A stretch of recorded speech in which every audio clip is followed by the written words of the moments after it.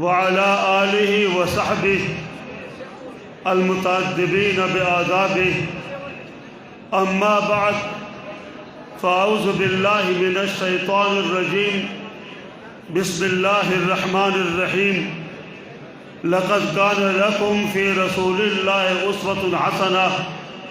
صدق اللہ مولانا العظیم. حضرات علماء کرام، بزرگان محترم اور عالمی مجلس تحفظ ناموس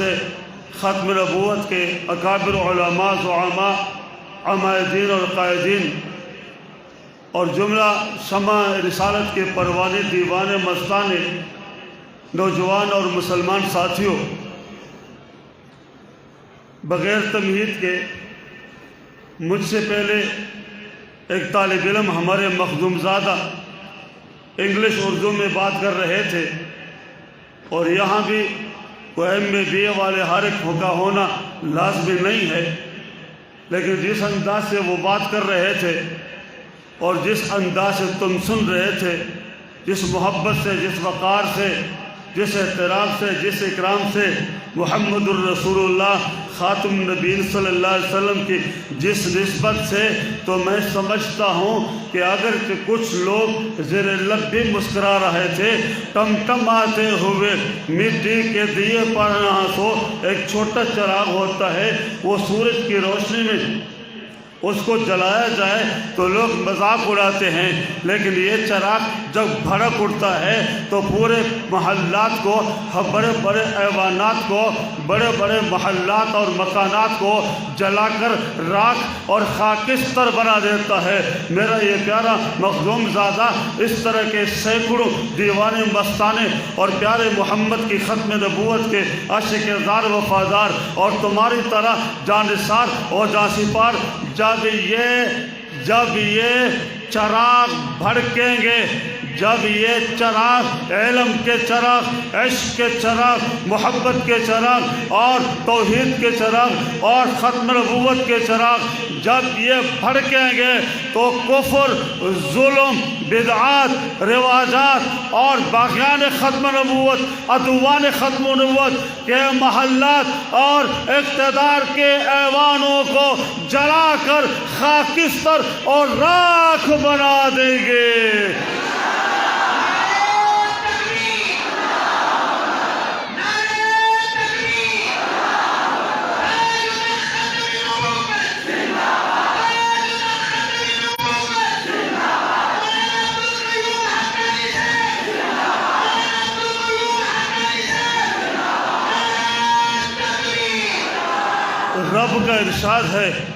رب کا ارشاد ہے، رب ذوالجلال فرماتے ہیں، لوگو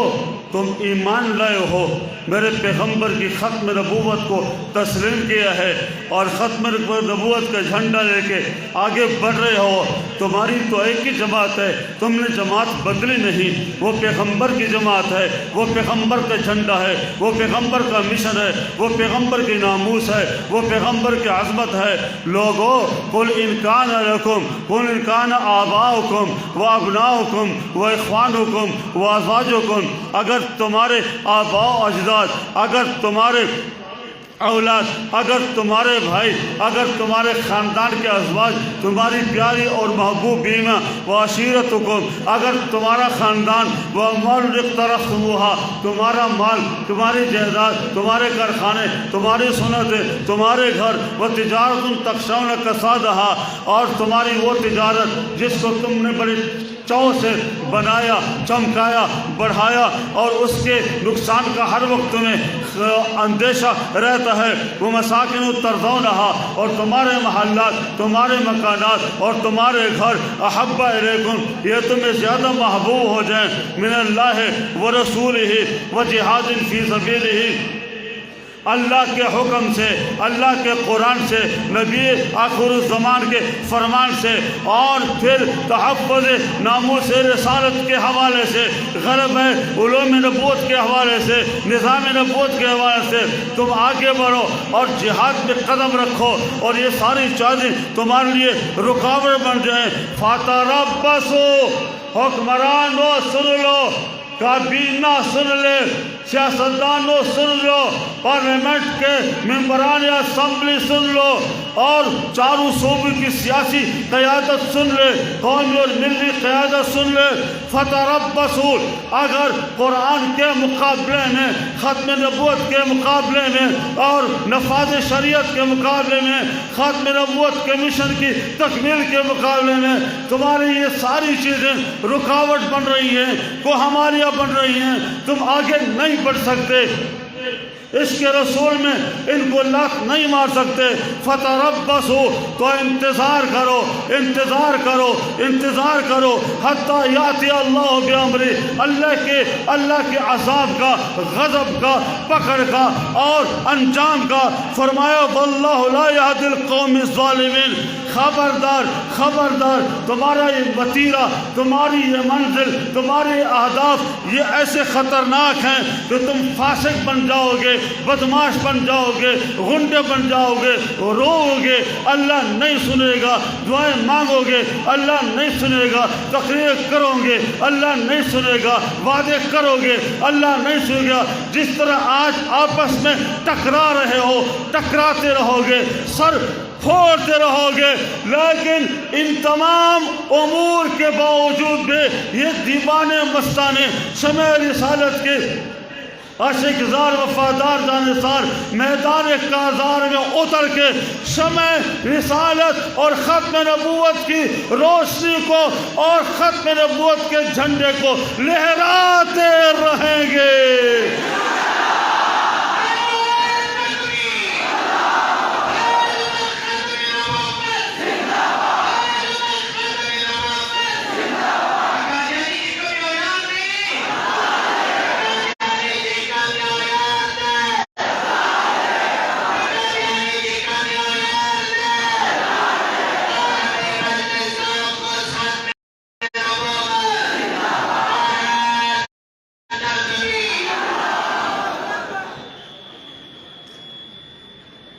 لوگوں، عطا اللہ شاہ بخاری امیر شریعت نے، مجلس تحفظ ناموس رسالت کے بانی اور مؤسس نے، جب علم الدین شہید نے گستاخ رسول راجپال ہندو کو خنجر سے مار کے ذبح کر دیا اور ہاتھ سے پکڑ کر گھسیٹ کر،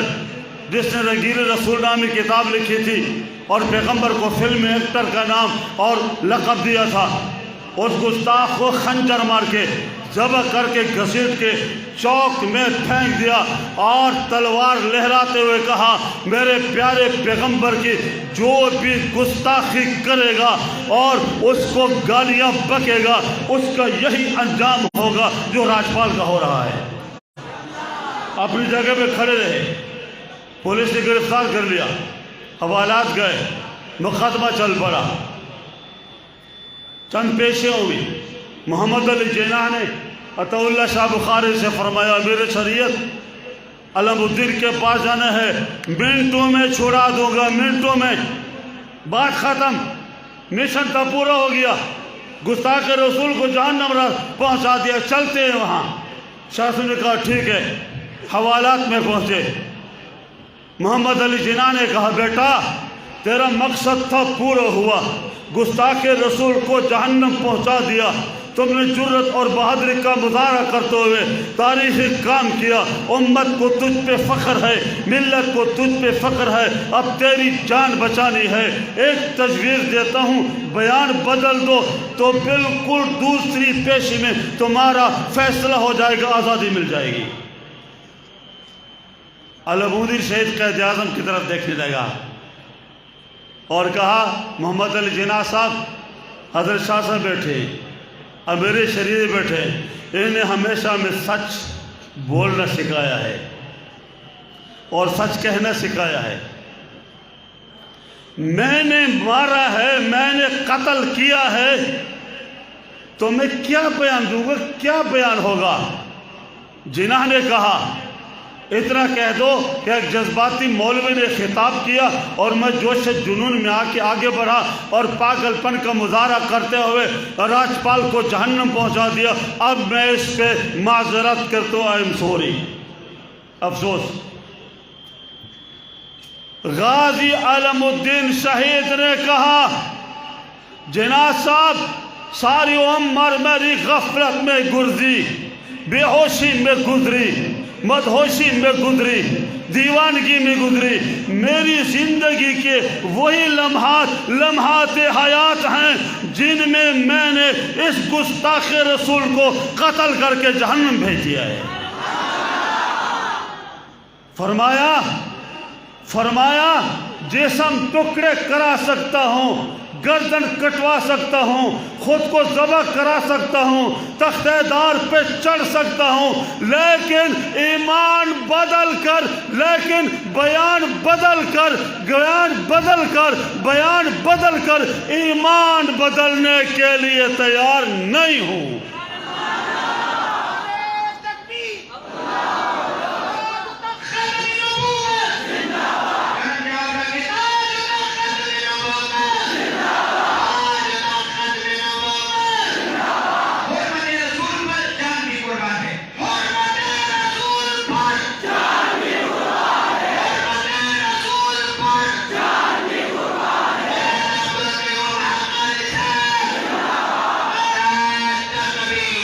تیری ہر بات گوارا ہے مگر شیوہ دل،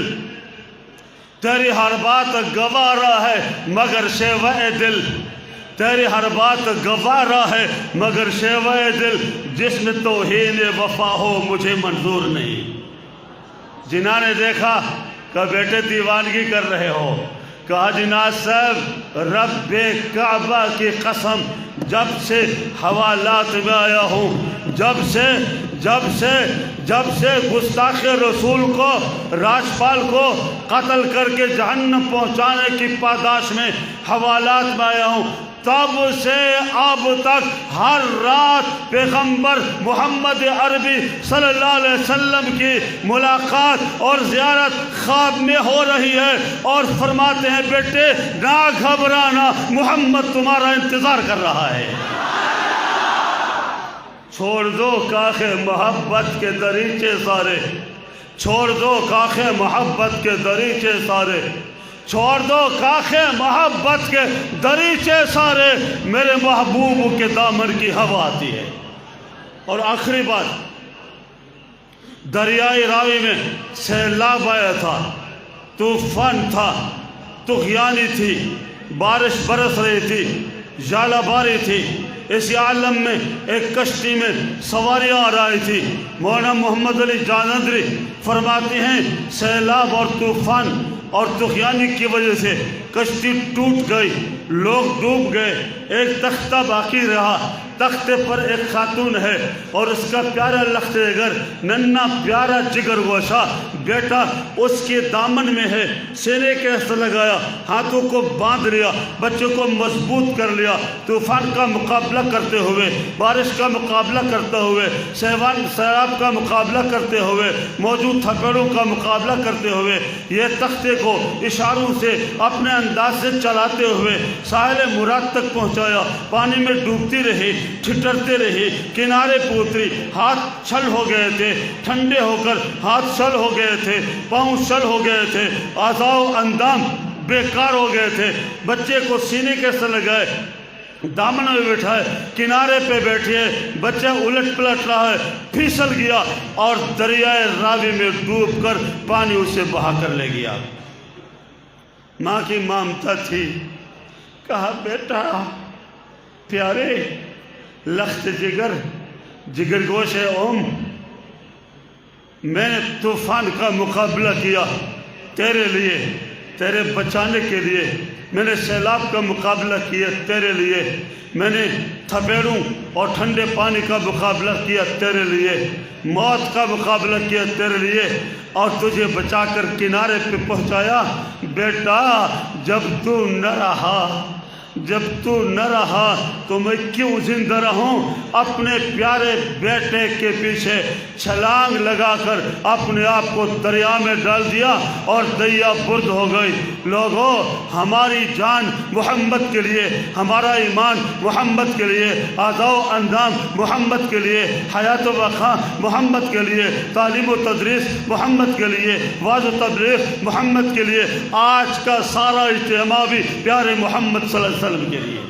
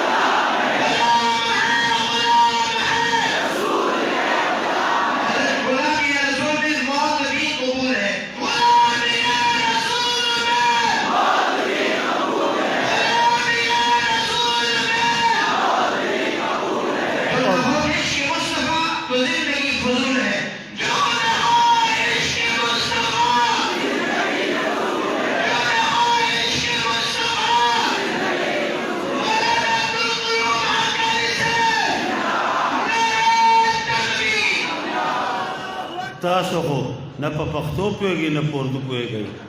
نه د نارې په جواب پوهېږئ ماره کې مشان خطه دی زما ماشوم و د مولانا صاحب ماشوم او دغه تقریر وکړو هغه یوازې تاسو ټول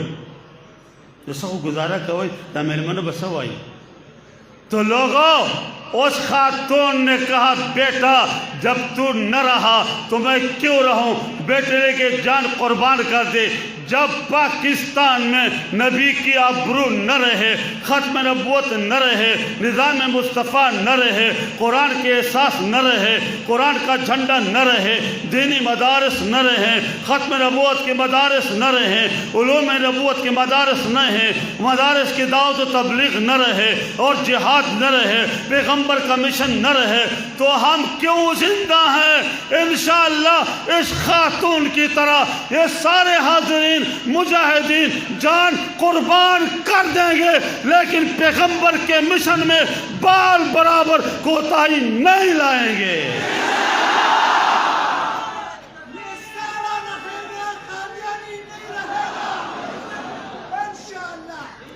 فیصلہ ہے جان دینی پڑی دے دیں گے مال دینا پڑا دے دیں گے آن دینی پڑی دے دیں گے ابرو اٹھوانی پڑی اٹھوا دیں گے ہاتھ کٹوانے پڑے کٹوا دیں گے کان کٹوانے پڑے کٹوا دیں گے پاؤں توڑوانے پڑے توڑوا دیں گے اور چمڑی ادھڑوانی پڑی ادھڑوا دیں گے تختے دار پہ چڑھنا پڑا چڑھ جائیں گے سولی کا بوسہ لینا پڑا لے لیں گے جسم کے ٹکڑے کرانے پڑے کرا دیں گے جسم کے چیتڑے اڑانے پڑے اڑا دیں گے لیکن زندگی کے آخری لمحے تک ختم نبوت زندہ باد کا نعرہ نہیں چھوڑیں گے وہ آخر میں